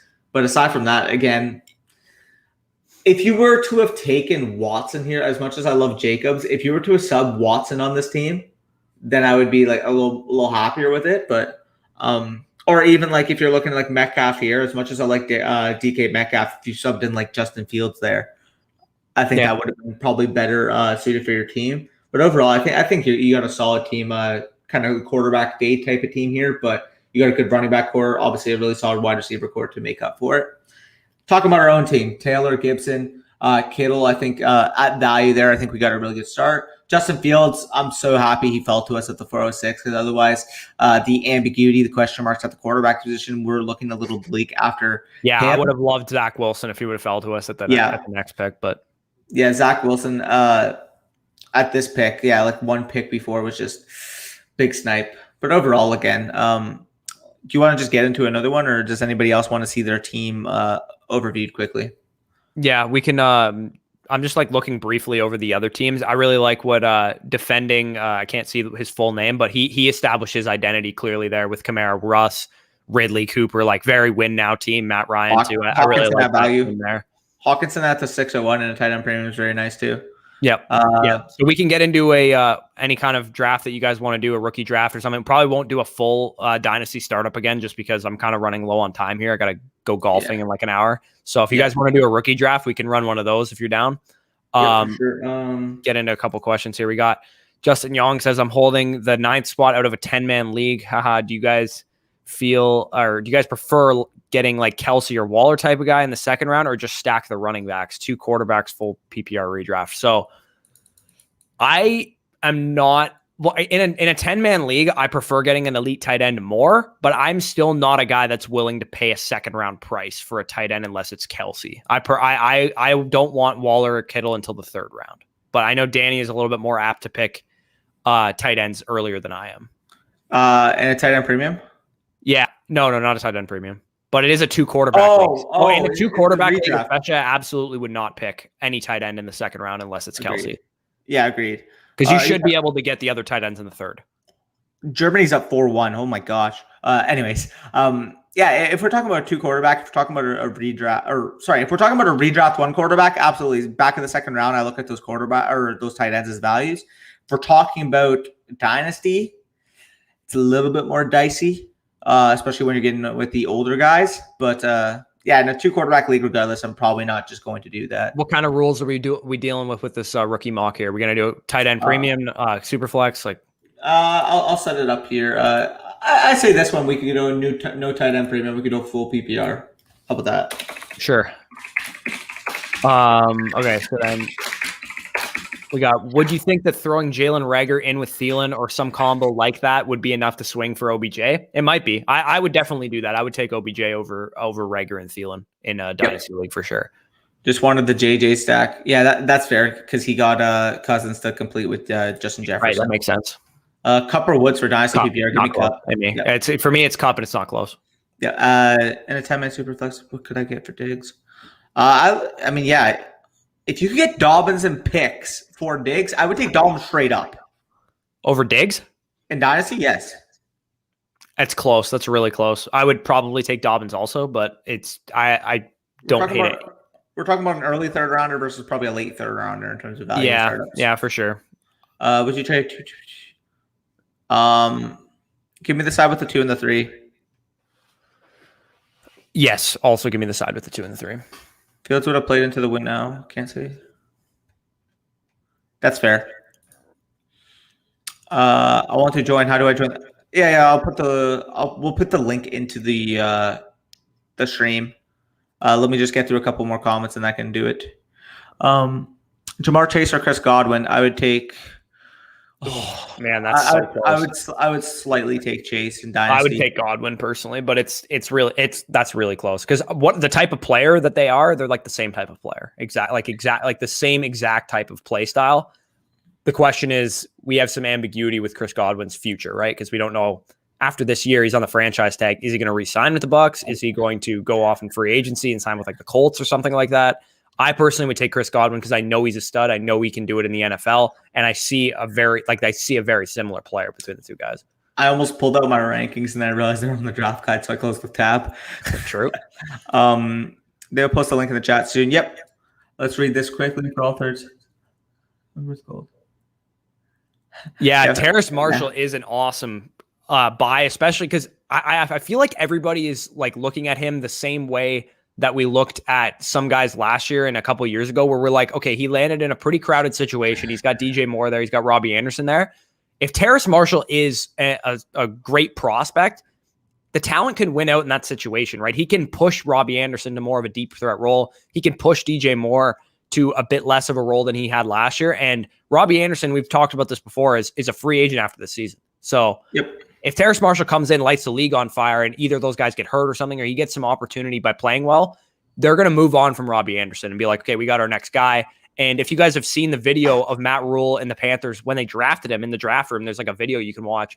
They were like, if Marshall's there, like, we're not passing on him, basically. So they thought very highly of him, obviously. So they must have thought he was like a borderline first-round talent. Yep, for sure. Let me just look. We all know Terrace Marshall is good, but thanks, LOL. Yeah, I do agree. Terrace over Robbie in Dynasty. His last 2 years combined, including 19, he was buried under Chase and JJ so much. Yeah, no. He freaking Marshall's a beast. First 4 picks. So if you're looking at it, Kyler in the first, Lawrence in the second, TH in the third.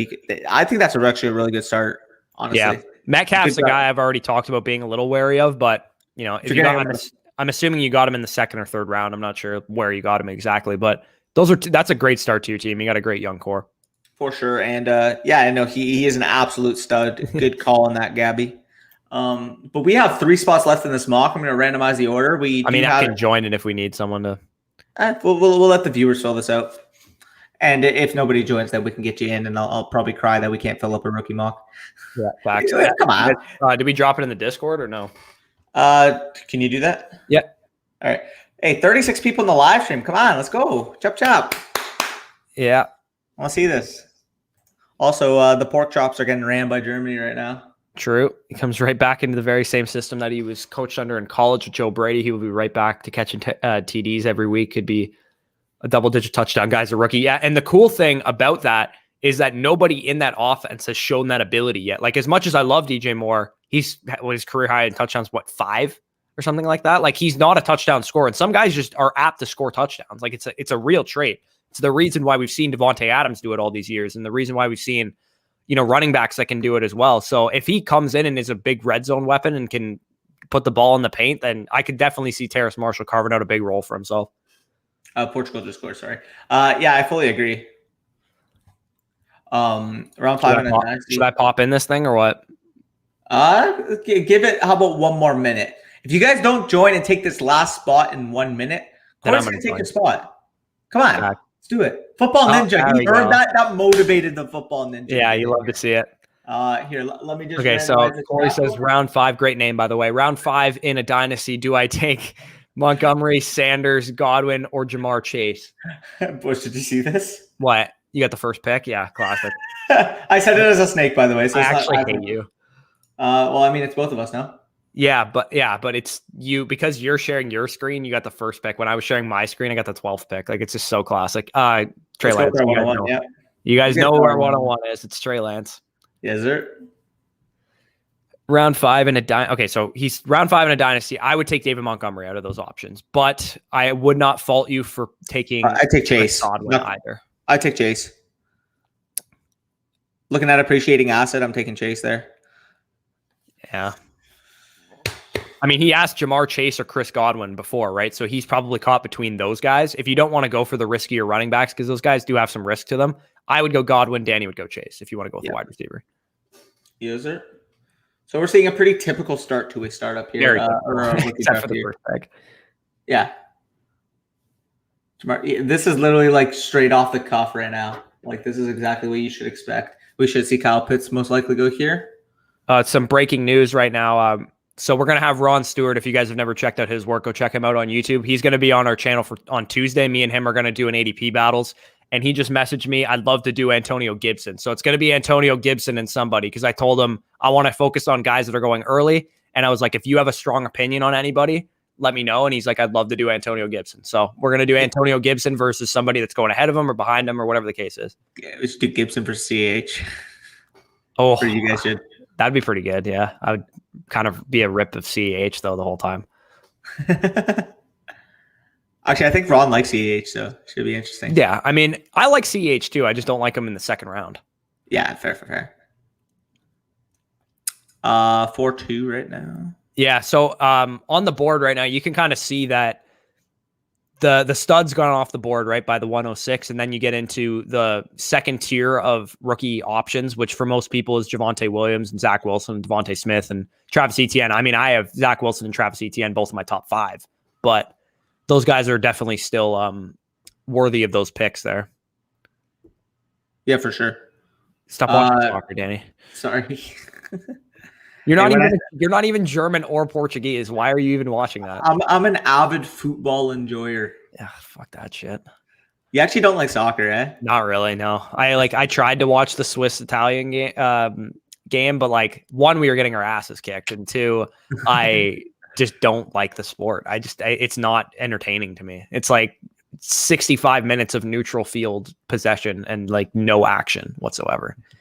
Fair. I mean, it does take an acquired taste. Because I'm European, I enjoy it. So I'm European too. I just don't like it. Fair. Yeah, Swiss is fucking European. What am I talking about? Oh, we didn't. Davis said, sorry 10-team league. Do you think Mike Williams and Robert Tonyan for the 201 is fair value? I would take the 201 very easily there. Yeah. In a 10-teamer in a 1-quarterback league, the 201 is probably Rashad Bateman, Devontae Smith, or Jalen Waddle. So I would gladly take the 201 over those guys. Absolutely. So got offered Baker and Antonio Gibson for Lamar. I'm looking to win now. I would still probably slightly prefer Lamar as much as I think I would too. Yeah. Anytime, Corey. I like Ron Stewart's channel. Yeah, Ron knows his stuff, man. We've had some good positive interactions there. That's good. We've had some good positive interactions with him. He knows his stuff. So, yeah. He and I are basically the same person. Have you noticed that? He's a DoorDash driver. He's in his mom's basement. Like, everything's pretty much as we both talk too fast. It's pretty intense. And I think he's my age too. So yeah, he's good. Yeah, he's a good lad. Gibson versus Najee makes a lot of sense. That might be who we go with. It's honestly going to depend on ADP though, like whoever's going closest to him. But Gibson versus Najee makes a lot of sense for sure. Yep. Rockley, I always have to pick. Yep, makes sense. Another Corey, great name. Why are you guys so down on James Robinson? Because the Jaguars are down on James Robinson. They drafted a first-round running back. That's why. I mean, it makes sense. The team name basically fits what James Robinson is, right? He's a Jag. Nice. I'm a Ron Stewart Patreon member. Yeah, he knows his stuff. So, we're gonna be popping our Patreon once we get closer to the season. Yeah, once we get closer to the season, again, if you guys haven't already, you guys see the promo code going down below. But if you guys want access to both our redraft and dynasty guide, you can deposit on Underdog Fantasy right now using code FSC all caps, and you'll get not only a $25 match back on that $10 deposit, but you also get access to both our redraft pre-order and our dynasty guide that's currently out for free with it. So take advantage, because that's a $55 value to pay only $10 to get. Yeah. And we're on the clock here, and I know for sure one of the picks is going to be Kellen Mond personally for me. What's going to be the other pick for you personally? Are you thinking Diami? Yeah, Diami Brown stands out to me at wide receiver for sure. So Diami and Mond? Yep, Diami and Mond makes a lot of sense there. Is round 6 too early to take Javonte Williams, or will he be gone already? Way gone. In Dynasty, way gone. Yeah, he'll be gone in Dynasty. In round 6 for a redraft league, I don't think it's too early. I think that's about appropriate value for him. When you're looking at the foundation of your team, 3rd, 4th, 5th round, that's when you start to, build your team in a redraft league. By round 6, you can start taking more risks. For sure. Who would you start, Pitts or Debo in second? I honestly don't even know who they're playing. I haven't looked at week 1 yet, so I would probably lean Debo, I guess, to start, because I don't know what Pitts' role is going to be right away. But I mean, if you're talking for like the length of the season, it'd be a weekly decision probably. Are they playing against each other, or am I tripping? Isn't it Falcons versus Niners? It might be. I don't know. No, I think I don't even know actually. Let me check real quick here. Hold up. Falcons play the Eagles, and the Niners play the Lions. It's definitely in the realm of possibilities. Again, we're talking about a guy who was RB13 last year with 22 total snaps. I literally wrote an article saying he's going to be the next Christian McCaffrey, so I obviously agree. Yeah, I put anything on he'll be said. Okay, but okay. This is a real question. Everybody loves James Robinson. Why do you love him so much? Like it's a weird obsession with like fantasy players. I'm assuming you had him last year, which is why you like him so much. He probably helped you, win a championship or get to the playoffs or something like that. But why would the Jaguars go out and draft a first-round running back if they knew that James Robinson was their guy, was a stud? Yeah, no, exactly. And again, you're talking about a guy who, yes, he was pretty impressive in terms of his overall production, but we're still talking about a guy who had over an 85% opportunity share last year. He did what he did based off the sheer volume that he had. Based off his opportunity share was one of the top 5 highest in the last 8 years. Yeah, no, exactly. So overall, I mean, we're talking about ETN, who we both believe is a much superior talent, getting added to the situation. And when you're talking about James Robinson taking away that volume that he got last year, I'm not going to say he's going to be a redundant piece. He's still going to have a role on this team. Are we talking about a guy that could probably finishes the RB25 to RB30 overall in the season? Maybe. But again, he's going to lose a lot of valuable touches on the goal line. He's going to lose a lot of valuable touches through the pass game as well, because ETN is superior to him in both regards. So if that's the case, what is the upside of taking James Robinson apart from injury? And I'm also not even that high on ETN from a redraft perspective too. Like I'm not willing to take him in the 4th, 5th round, because I think he should be going where Javonte Williams is going in the 6th round, when he's going to, take a bit more time to get acclimated to the NFL, and he's going to have to beat out James Robinson for a lot of roles. And James Robinson's a fine player. I think ETN's a more talented player, but I have a feeling that for this year specifically, there might just be a thorn in each other's sides. Yeah, for sure. Give me a second here, because I see a question lower that I'm actually going to show a reply that I sent to you earlier. Just read the next question. Sorry. Okay, so Corey, he said, how he's on the board with Chris Godwin and Jamar Chase and David Montgomery and stuff on the board. He said Javonte Williams on the board. That'd be my pick over all those guys. I would pick Javonte over Jamar Chase, personally. I wouldn't. I would. It's close, but I would personally go Jamar. Is this a rookie or a startup? It's a startup. He's in the 6th round. He would pick. Fucking. I still got to go Jamar personally, man. Yeah. I got to stick with it. Now that I think about it, no, neither would I, because I have him in my dynasty rankings rated higher than, or my rookie rankings rated higher, so I can't be taking him over the over him. So yeah, I would still take Godwin though, because I have Godwin over Chase too. What's up, Cole? We are really asking a start sit question. I think he's probably just asking because that's like those are his best 2 bench pieces. Maybe, I don't know. For sure. Undrafted got more opportunity because guys like COVID too. He's super cheap. Yeah, I mean, like again, I don't think he's super cheap. I still think people have this weird obsession with him, which makes him still kind of expensive. Yeah, I mean, like he's currently going in like the 9th round. Like I'm just not interested there, personally. I still have him because Coach trying to relieve his, which will backfire. I mean, that's a separate conversation. I totally agree with you on that perspective, but they still picked first-round running back, and a first-round running back that I thought was a borderline top 15 overall talent in the class. So I got to believe in ETN. For sure. So Josh says a late 2022 first or Robert Woods full PPR. And I'm glad you asked this question because I literally answered it on Twitter today. So much I like Bobby Scott tweeted this out. What would you do this? A 2022 first round pick or Robert Woods right now? As much as I like Bobby Trees, I'm not shipping a 2022 first appreciating value for a 29-year-old wide receiver too. Yeah. Right? So, would you do it for Julio Jones? No. Would you do it for Cooper Kupp? Maybe because he's still like 27, 28. Like I'd do it for Kupp. I wouldn't do it for Woods though either. I agree with you. I think, and especially with Woods, like I'm going to get into when I do who's the next league-winning wide receiver. Robert Woods doesn't have top 5 upside. He doesn't. He doesn't get the targets. He doesn't get the offense is going to run through him and Kupp combined, so they're going to eat into each other. So Woods doesn't really have the ceiling that some people might think he has. He has a ceiling that's probably wide receiver 12. Yeah. Which, like, again, is fine, but, like, I'm taking the chance on that first any day over it personally. And let me just switch my monitors real quick. Yeah, no worries.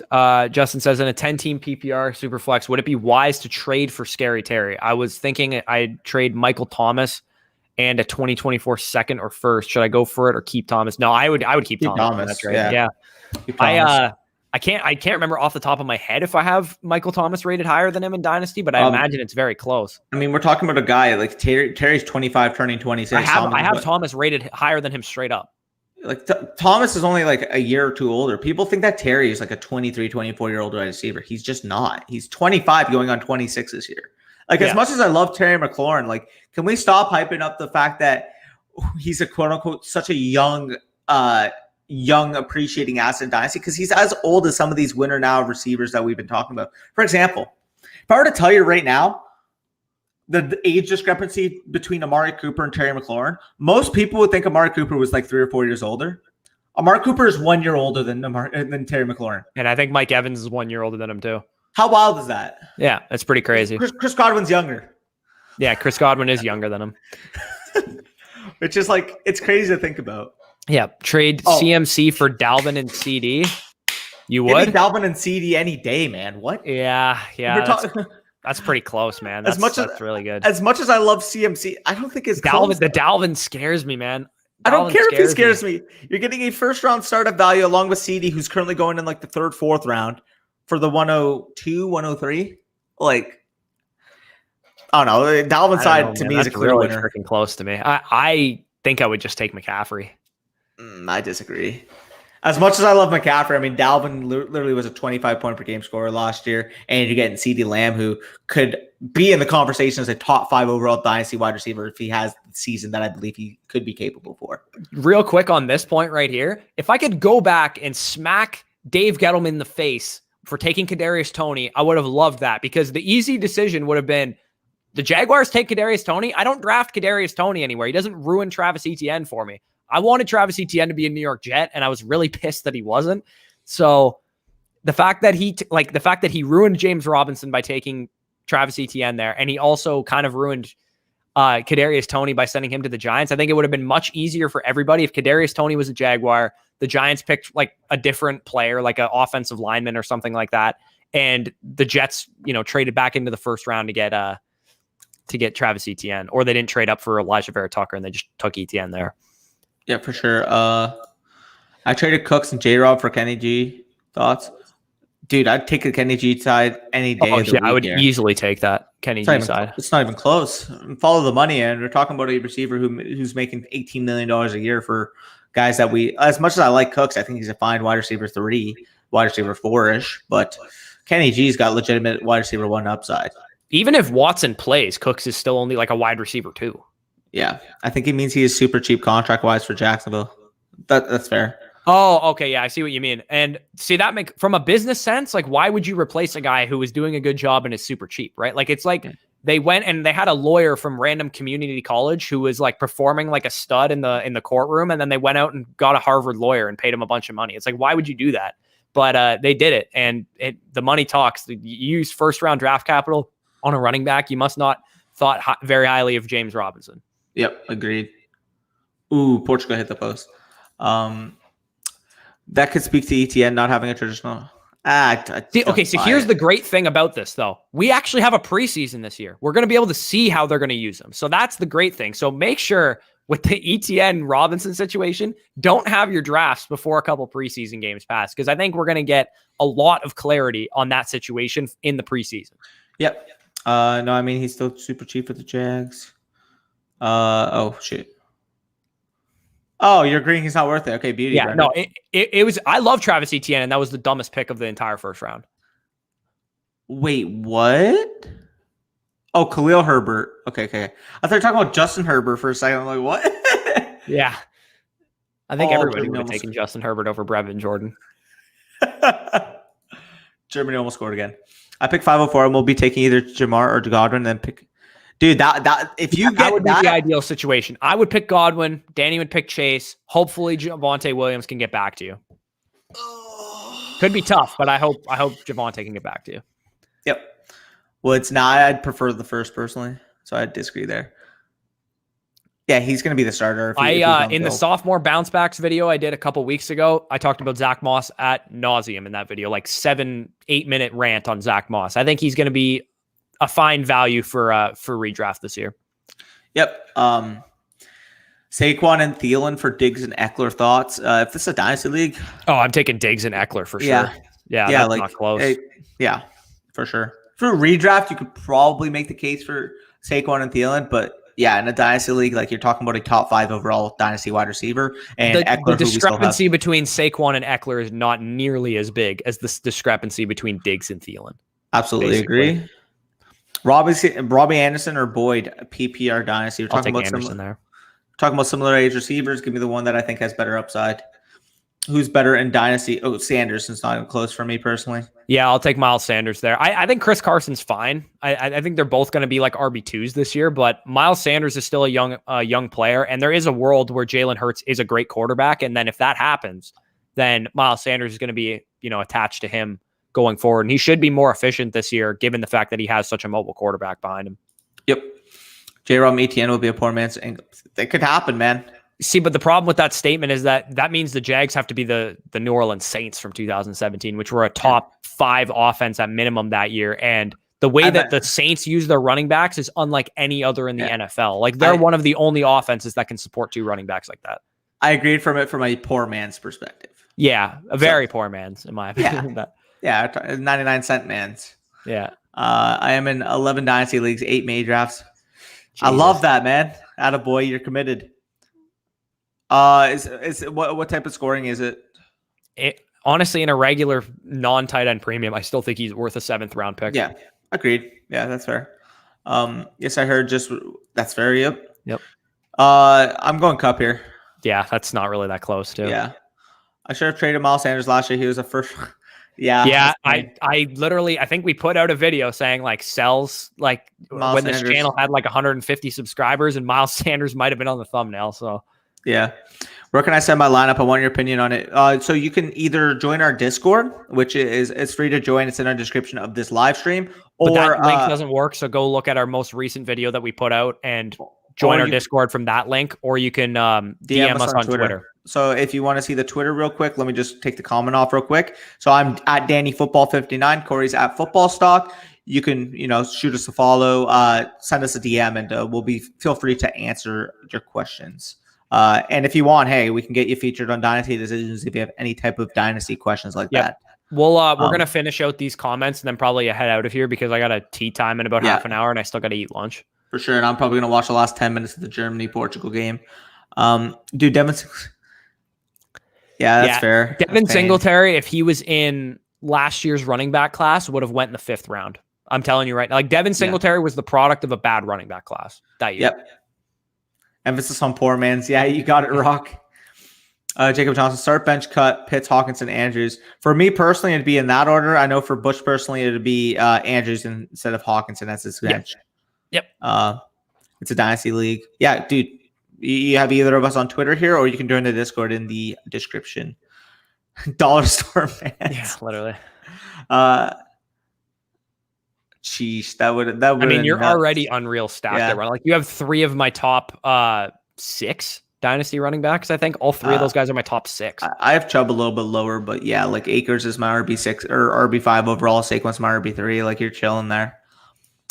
Gabe Davis or Paris Campbell, who has the bigger upside in PPR dynasty. I personally take Gabe Davis because Paris offense. Campbell changed to the number of games that he's going to play this year. Yeah. He's number 1 now. He's number 1? I thought he was number 2. Fuck yeah. Paris Campbell just can't stay on the field. Like I know it's like it could change obviously because it's health, it's football, shit happens, but Gabe Davis at least has, shown durability at the least. Yep. So we'll get into the last few questions.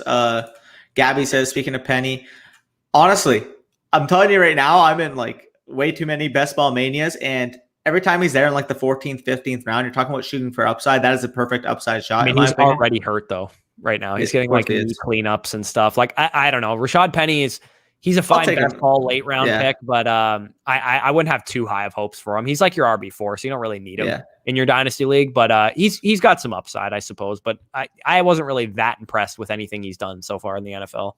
For sure. I mean, he's looked pretty efficient when he's gotten the ball, but yeah, he hasn't really shown that big workload yet in his career. But Corey says, thanks again, guys. Anytime. Again, for the 36 of you in here, I want to see 36 thumbs up on this live stream. Helps us with that YouTube algorithm. And if you guys already haven't, make sure you hit that subscribe button for daily fantasy football content. Anyways, anything else you want to wrap up before we head out of here, Corey? No, make sure you guys are staying tuned to Monday. I'm going to do the wide receiver version of what I did last Monday with the running back version. I got a boatload of positive comments on that video. Yeah. So I will make sure to do that for wide receivers, and hopefully I will do it for the other positions as well. It does take a lot of time though. So I'll do my best to do that. But yeah, I think you guys are going to really enjoy that video. So stay tuned for that on Monday. For sure. Anyways, take care, y'all. Enjoy your Saturday. And we'll see you for Monday's video. Peace out. Peace.